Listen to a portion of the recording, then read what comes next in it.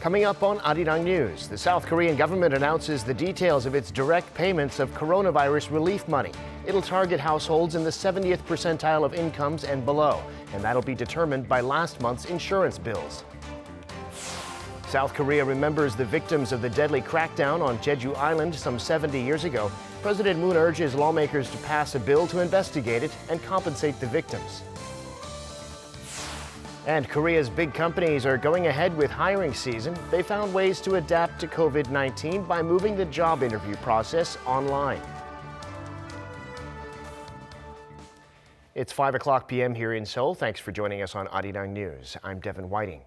Today, South Korea commemorates the tens of thousands of people killed on Jeju Island some 70 years ago when the authorities cracked down on protests against the country's administration by the U.S. military.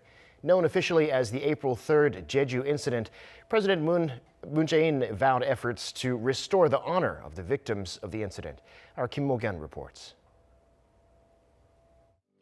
President Moon Jae-in has pledged every effort to compensate the victims of the April 3rd Jeju incident and their families. Speaking Friday at the annual memorial ceremony, President Moon stressed the importance of uncovering the truth about the April 3 incident, claiming that regardless of political divide, the country has a duty to restore the honor of the victims based on the facts. To do that, he called for joint efforts with the National Assembly to pass a revised act on the Jeju April 3rd incident. 피해자와 유가족들이 생존해 있을 때 기본적 정의로서의 실질적인 배상과 보상이 실현될 수 있도록 계속 노력해 나가겠습니다. 정치권과 국회에도 4.3 특별법 개정에 대한 특별한 관심과 지원을 당부합니다. The pending bill submitted in late 2017 calls for the victims and their families to receive financial compensation and for the atrocities to be investigated further.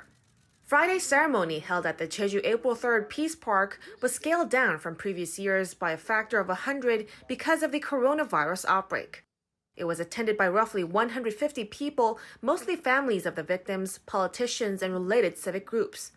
The South Korean president took to the podium to express gratitude to the residents of Jeju who, despite their unhealed scars, showed solidarity and cooperation in overcoming COVID-19. 대구 경북 지역에 마스크를 비롯한 물품과 성금을 전달했고 제주도민의 자율 방역 활동은 서울, 경기, 인천, 나주와 부산, 울산 등 다른 지자체에서 보고 배울 만큼 민간 협력의 모범이 되고 있습니다.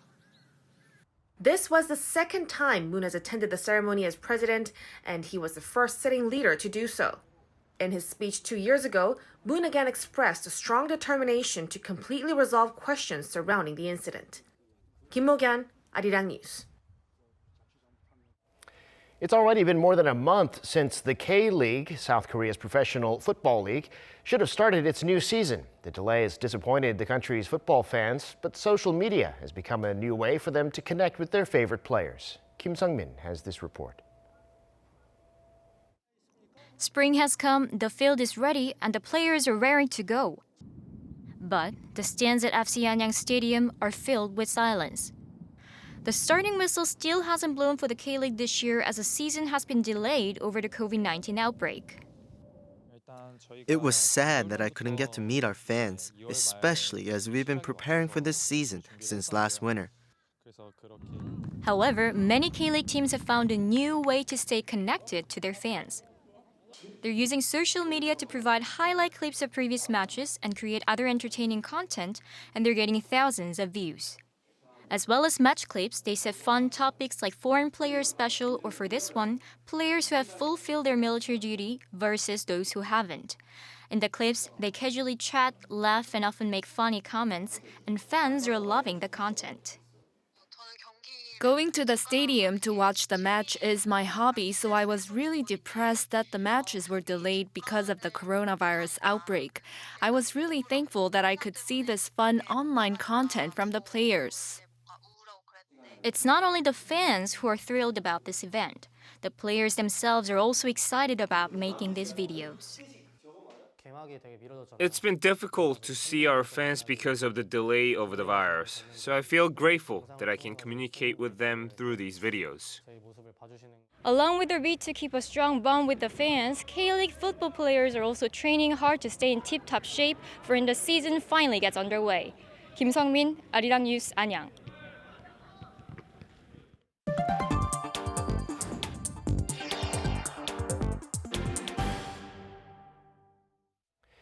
The South Korean government has unveiled the specifics of its COVID-19 emergency relief funds meant to help households get through this difficult time. To get the money, your income has to be in the 70th percentile or lower, and that's connected to your health insurance bill. Kim Da-mi explains. The government will determine who's eligible for emergency support funds by looking at how much households paid last month for their state health insurance. Health insurance fees paid in March 2020 will be the main criteria for assessing how much support people in the lowest 70% income bracket will be eligible to receive. The specific standards are a one-person household paying less than around $72, 2 people less than $122, 3 people less than $159, and 4 people less than around $193. For instance, a couple who are both employed and have 2 children pay about $100 a month. They are eligible. For a family of 4 or more, the one-time payment will be around $815. It'll come in the form of gift certificates and prepaid cards to be used at designated vendors. People listed as dependents of the health insurance subscriber will count as one household even if they have different addresses. If you work for a company, the amount you paid for your health insurance can be found on your monthly payslip. If you're signed up on your own without an employer contribution, the amount is on the regular bill you should have received last month in the mail. You can also check online at the National Health Insurance Service website. For small business owners whose income may have dropped significantly because of the outbreak, eligibility will be determined based on their income at the time they apply. Government support will not be available, however, to people with large assets, even if their income is in the lower 70%. Details on that are to be announced soon. The application date has not been decided yet, but the government says it'll prepare the supplementary budget for the National Assembly's approval as soon as possible. Kim Da-mi, Arirang News. Time now for an in-depth look at the market news on this Friday, and for that I'm joined on the line by Mr. Daniel Yu, Global Strategist at Yuanta Securities. Mr. Yu, thank you for coming on today. Thank you for having me today. Well, now, oil prices were up overnight by a record-breaking amount, about 25%. President Trump's talking about a huge cut in oil production, and Saudi Arabia wants to sit down with Russia and other OPEC countries to settle this price war. What do you make of all this? Sure.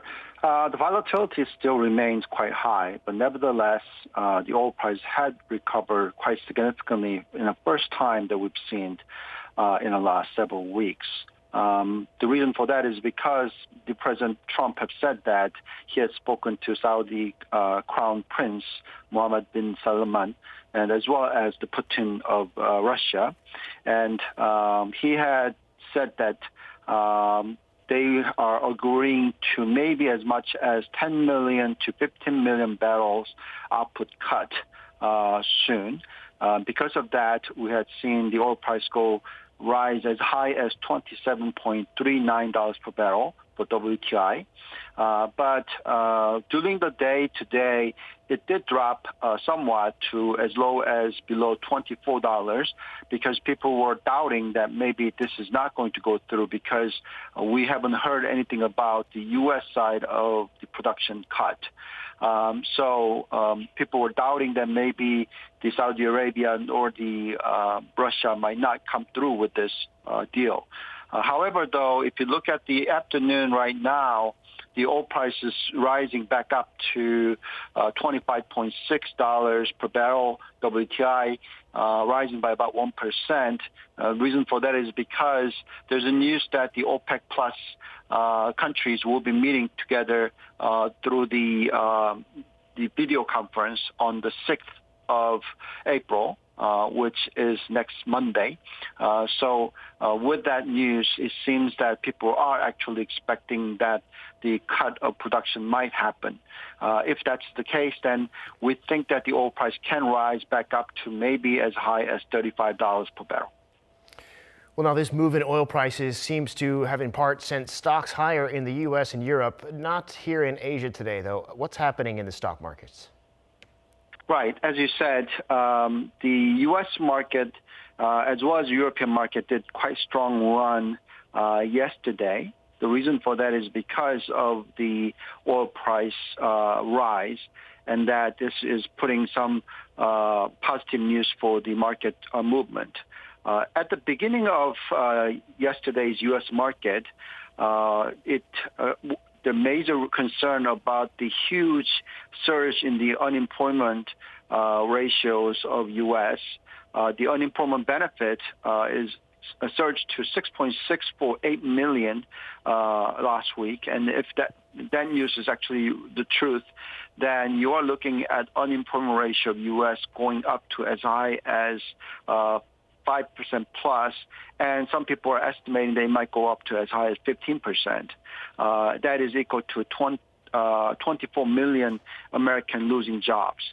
With that news, the market kind of tanked, but because of the oil news came through, and that resulted into quite significant rise of U.S. market, despite the uncertainty of the economic conditions. The Dow was up by 2.24%, S&P was up 2.28%, Nasdaq was up 1.7%. However, though, Asia market did not do too well today because of the concern about this oil price. It might not be the case where the negotiation might not come through. That was the concern. But we'll see how that plays out. It seems that the futures market of U.S. seems to be recovering somewhat nicely. Clearly, there's a lot of doubts and uncertainties remaining in terms of the economic growth rate as well as oil price. So because of that, the volatility of the global market will probably remain to be quite high over the next couple of weeks. Well, because of the economic impact of the coronavirus, credit ratings agencies like Moody's and S&P are downgrading or looking at downgrading their ratings for dozens of major Korean companies. What does this mean for these companies? Right. As you said, credit rating of the companies that are lacking cash flows will be probably downgraded. If you hear some of the news coming through on the retail business of Korea, it's quite gloomy. Many hotels, various retail-related companies are suffering due to the coronavirus impact. So duty-free shops are down significantly by like 90%. Hotels down by 90% in cash flow. Department stores down by 38%, etc. So clearly, this is a major concern for some of these companies. However, though, because of the government's providing a major support through the using fiscal and monetary policies, we think the liquidity condition for some of the companies will be quite reasonably okay. Because of this, we have seen Kospi, despite all the concern, it did kind of close at fairly reasonably okay today. Kospi was up slightly by 0.04%, and Kosdaq was up quite strongly by about 0.94%. We are seeing quite significant amount of the money going into the Korean equity market. We have seen the customer deposit rising by more than $20 billion and reaching 47 trillion won right now. That is quite a significant move that we haven't seen in the last 10 years of decade. So if this kind of continued inflow of domestic liquidity going into the equity market, we think that Korean market should be quite remain resilient to the coronavirus concern right now. Got it. All right, Mr. Yu, thanks so much for coming on today and have a great weekend. Thank you very much. Have a nice weekend. Now, to comply with the rules and regulations on social distancing, South Korea's major conglomerates are going online to do their hiring, much to the relief of job seekers. Ji-young has more. South Korean carmaker Hyundai Motor Group resumed recruitment last week for some of the positions that were put hold due to COVID-19. The company has altered hiring practices to minimize human contact and is holding remote job interviews. We believe there is a limit to hiring through in-person interviews where all candidates gather at a set place. To hire the right person at the right time, we're conducting online job interviews. Other conglomerates, including SK Telecom, CJ Group, and Kakao Corporation, are also using video interviews to hire staff. One job seeker says he's pleased companies have taken this approach to restart their recruitment.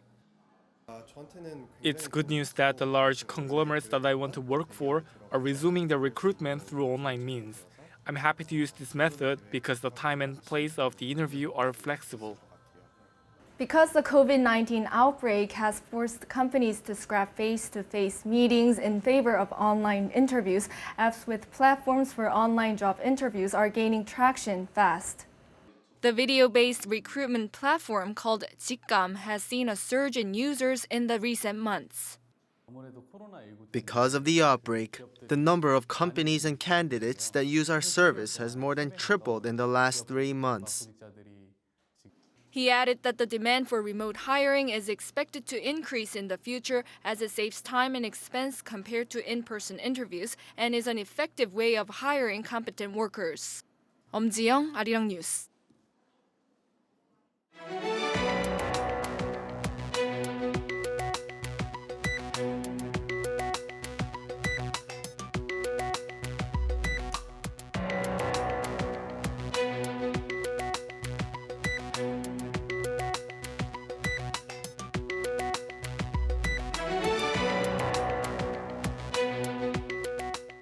That brings us to the end of this newscast. Thank you for watching. More live news coming your way at 7 p.m. Korea time.